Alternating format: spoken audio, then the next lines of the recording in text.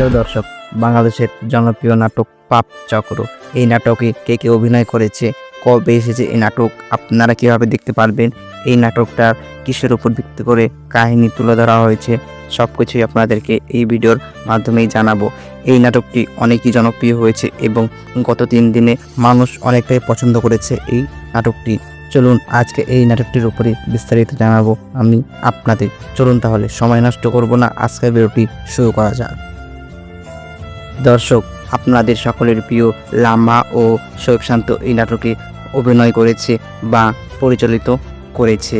আপনারা এই নাটকটি দেখতে পারবেন বঙ্গ ড্রামা ইউটিউব চ্যানেলে। এই নাটকটি গত 2 দিন আগে বঙ্গ ড্রামা ইউটিউব চ্যানেলে আপলোড করা হয়েছে। আপনারা যদি না দেখে থাকেন অবশ্যই দেখে নেবেন।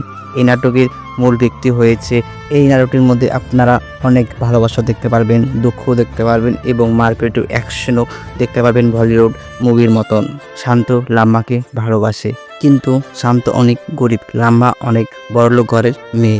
শান্ত ও লাম্বার ভালোবাসা লাম্বার বাড়ির লোক কিছুতেই মেনে নেবে না। শান্ত ছোটবেলায় অনেক কষ্ট করেছে গরিব বলে। পরবর্তীতে শান্ত যখন বড় হয়ে ওঠে তখন শান্ত এক স্ক্যাম করতে শুরু করে। যে কোনো ব্যাংকে ফোন দিয়ে সে লোকের টাকা তুলে নেয় ওটিপি নিয়ে।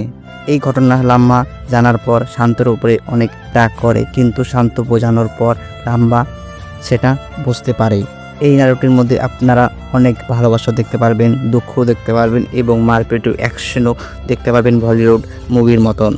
পরবর্তীতে শান্ত যখন এই কাজটি ছেড়ে দিতে চায়, শান্তর সাথে এক পুলিশ গেম খেলে নেয় এবং শান্তকে ইন্ডিয়া পেজার নাম করে শান্তকে ও লাম্বাকে দুজনকেই মেরে ফেলে। শেষ মুহূর্তটা অনেকই ভয়ঙ্কর এবং দুঃখজনক হতে চলেছে।